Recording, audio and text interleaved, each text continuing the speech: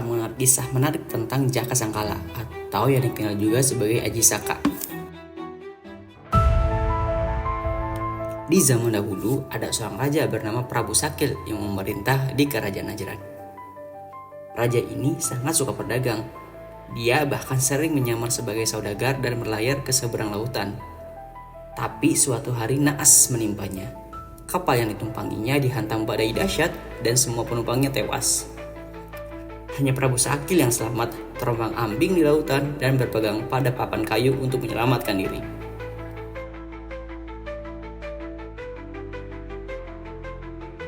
Sementara itu, Batara Anggajali sedang duduk di atas ombak menyelesaikan tugas dari Batara Guru untuk membuat senjata-senjata pusaka.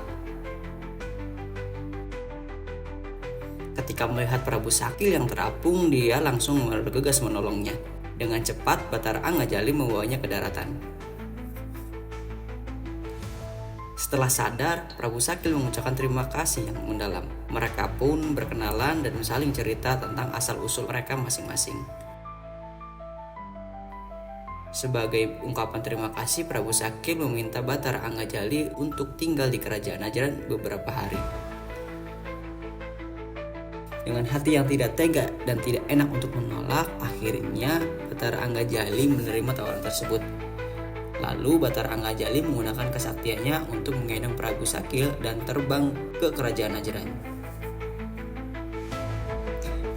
Di sana, Prabu Sakil memperkenalkan Batara Anggajali kepada putrinya Dewi Saka. Prabu Sakil sangat terkesima dengan Batara Anggajali dan ingin menjadikan menantunya. Batara Anggajali pun menerima lamaran tersebut dengan senang hati dan menikah dengan Dewi Saka. Namun setelah Dewi Saka mengandung, Batara Anggajali harus kembali ke lautan untuk menyelesaikan tugasnya. Setelah menunggu lebih dari 9 bulan, Dewi Saka tak kunjung melahirkan. Semua usaha pengobatan telah dilakukan hingga kandungannya mencapai usia 2 tahun. Di usia itulah akhirnya Dewi Saka melahirkan seorang bayi laki-laki yang tampak aneh. Bayi itu memiliki kulit putih bersih dan mata merah yang berkilat. Semua orang menyebutnya Jaka Sangkala. Sejak kecil dia sudah punya keistimewaan. Dia tidak meminum air susu ibunya. Dia hanya menghisap jari sendiri. Ketika Jaka Sangkala berusia 8 tahun, dia sudah menematkan semua ilmu dari para ulama. Dan saat dewasa, ia pun memiliki berbagai kesaktian termasuk bisa terbang, seperti sang ayah. Suatu hari, Jaka Sangkala bertanya kepada ibunya tentang siapa ayahnya. Setelah terus mendesak, Dewi Saka akhirnya bercerita. Jaka Sangkala adalah cucu Batara Anggajali yang saat itu masih berada di lautan. Jaka Sangkala pun sangat penasaran ingin bertemu ayahnya. Dengan berat hati, ia pamit kepada kakek dan ibunya untuk pergi mencari Batara Anggajali, ayahnya. Prabu Sakil dan Dewi Saka sangat menyayangi Jaka Sangkala. Dengan berat hati, mereka pun melepaskan Jaka Sangkala dan berdoa agar dapat perlindungan dari Tuhan Yang Maha Kuasa.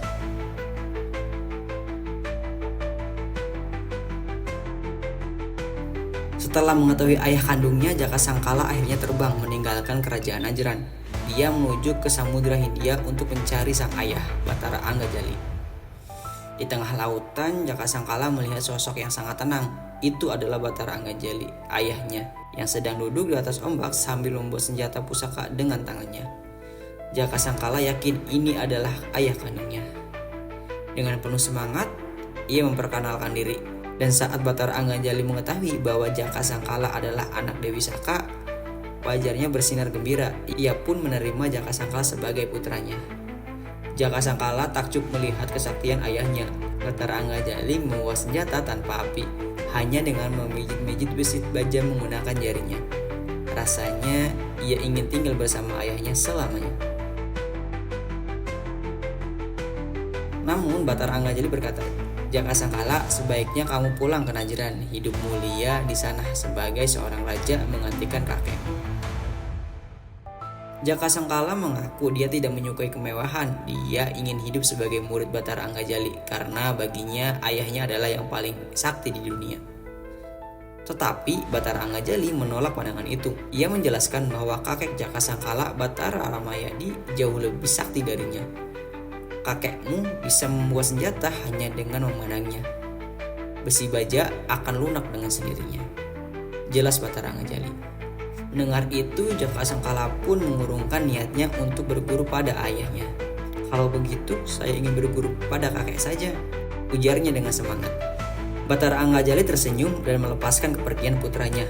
Ia menunjukkan arah yang harus ditempuh Jaka Sangkala jika ingin bertemu Batara Ramayadi. Dengan hati penuh harapan, Jaka Sangkala akhirnya mengikuti petunjuk yang ayahnya berikan untuk menemukan Batara Ramayadi. Setelah perjalanan yang panjang, akhirnya dia berhasil menemukan Batara Ramayadi, yaitu kakeknya. Jaka Sangkala melihat Batara Ramayadi duduk santai di atas awan mega, sangat sibuk dengan aktivitasnya membuat berbagai senjata pusaka. Tanpa perlu mengenalkan diri, Batara Ramayadi sudah bisa menebak siapa Jaka Sangkala, cucunya yang jadi putra Batara Anggajali. Dengan semangat, Jaka Sangkala bilang bahwa dia ingin berguru kepada kakeknya yang dia anggap paling sakti di dunia. Dan saat melihat langsung, Jaka Sangkala terpesona. Kakeknya dapat membuat senjata hanya dengan memandangnya, dan semua besi dan baja langsung lunak. Tapi Batara Ramayadi dengan santai mengatakan, saya ini bukan yang paling sakti, saya cuma empuh pembuat senjata. Banyak dewa di khayangan Tengku yang jauh lebih sakti, termasuk Batara Guru, raja dari para dewa. Dan ada juga Batara Wisnu, putra bungsu saya.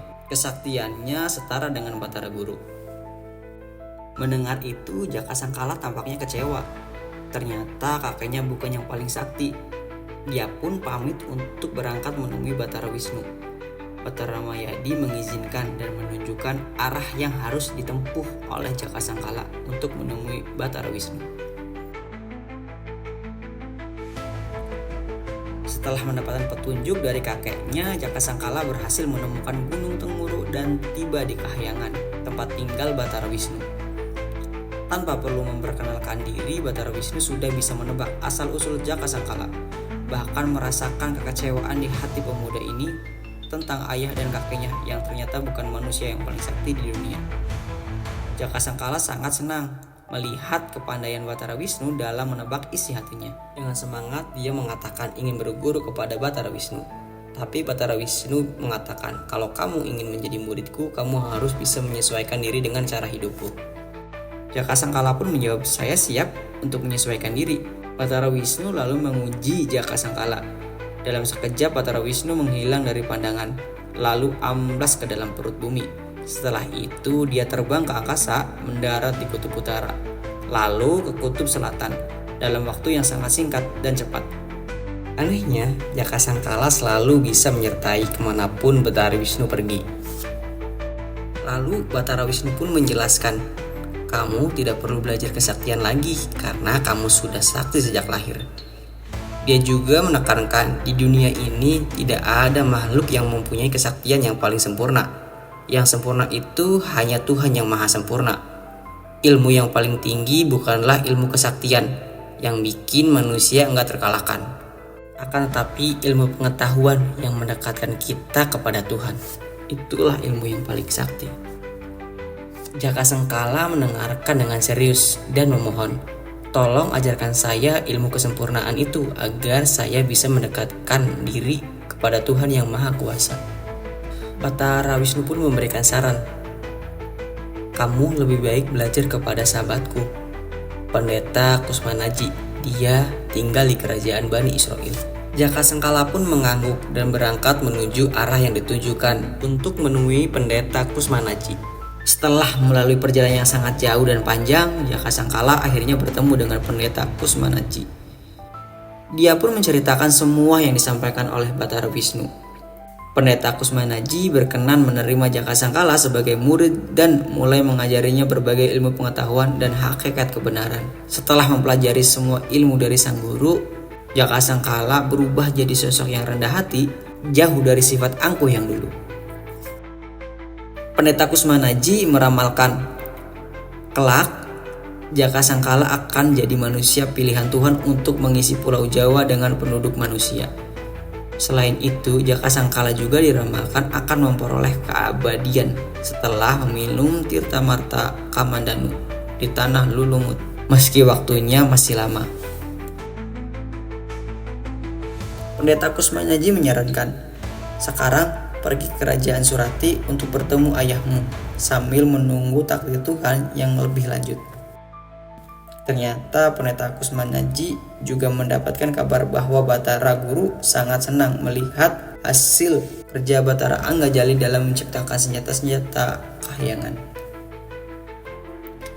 Akibatnya ayah Jaka Sangkala pun mendapatkan hadiah berupa kerajaan Surati. Jaka Sangkala merasa berat untuk pamit, tapi dia tetap menuruti nasihat sang guru. Pendeta Kusmanyaji melepaskan kepergian muridnya dengan penuh harapan dan meramalkan mereka akan bertemu lagi di Pulau Jawa yang terletak di seberang tenggara. Dan pada akhirnya Jaka Sangkala tiba di kerajaan Surati setelah perjalanan dari kerajaan Bani Israel. Namun kali ini dia tidak terbang di angkasa seperti biasanya. Dia lebih memilih untuk berjalan kaki menyusuri jalur darat dengan penuh semangat. Sesampainya di sana, Jaka Sangkala disambut dengan hangat oleh ayahnya, Batara Anggajali. Dan perlu diketahui, pada saat itu Batara Anggajali sudah menjadi raja dengan gelar Prabu Iwasaka. Sebagai tanda penghormatan, Jaka Sangkala diangkat sebagai pangeran mahkota kerajaan Surati dan diberi gelar Raden Ajisaka. Rasa bangga dan bahagia menyelimuti dirinya saat melihat semua orang mengakui posisinya. Kini perjalanan Jaka Sangkala di kerajaan baru ini pun dimulai dan banyak perpetualangan menanti ke depannya. Baik, cukup sekian dan terima kasih.